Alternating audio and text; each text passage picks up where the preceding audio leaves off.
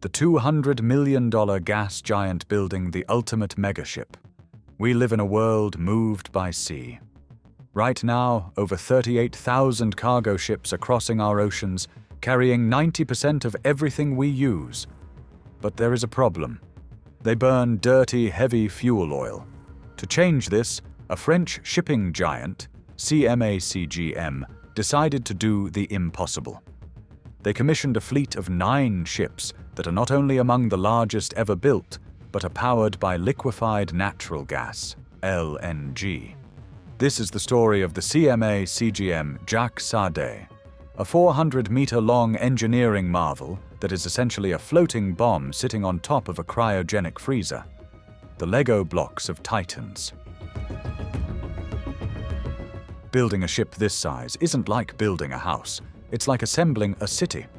The ship is 400 meters long, equivalent to 4 football fields laid end to end, and taller than a 20-story building. To build it in just 2 years, a record time for 9 ships, the shipyard used a block construction method. The process begins with 12,660 sheets of steel.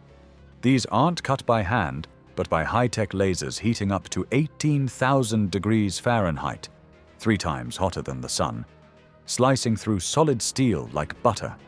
These sheets are welded into massive blocks, some weighing as much as 790 tons, the weight of 2 train engines. The real challenge is precision. These massive blocks, pre-fitted with pipes and wiring, must be lifted by giant cranes and slotted into place with millimeter-level accuracy. A single mismatch of just a few millimeters could ruin months of work. Once placed, an army of welders completes a staggering 1,250 kilometers of welding seams, enough to stretch from one end of a country to the other. Every inch is X-rayed because out in the ocean, a weak weld means sinking. The world's largest thermos. The most dangerous part of this ship isn't the waves, it's the fuel. The ship runs on LNG, which must be kept at a freezing -161 degrees Celsius, -258 degrees Fahrenheit, to stay liquid. If it warms up, it turns back into gas and expands rapidly, which could cause a catastrophic explosion. To store the 18,600 cubic meters of gas needed for a round trip from Asia to Europe, engineers built the largest fuel tank in history. It's big enough to fit 6 Olympic-sized swimming pools inside. But you can't just pour freezing gas into a steel box. The cold would crack the ship's hull like glass. The solution. They turned the fuel tank into a giant, high-tech thermos. Workers spent 9 months layering insulation materials inside the hull. The final layer is a special stainless steel membrane, only 1.2 millimeters thick. It features a unique waffle pattern that allows the metal to shrink and expand with the extreme cold without snapping. Technology borrowed directly from space stations. To ensure it was airtight, they used a surprisingly simple method: soapy water and vacuums. They sucked the air out of the welds and watched for bubbles, ensuring that not a single molecule of gas could escape. The heart of the beast.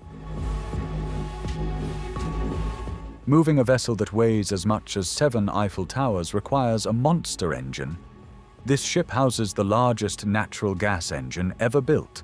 It stands 6 stories tall, weighs over 2,000 tons, and produces a staggering 85,000 horsepower.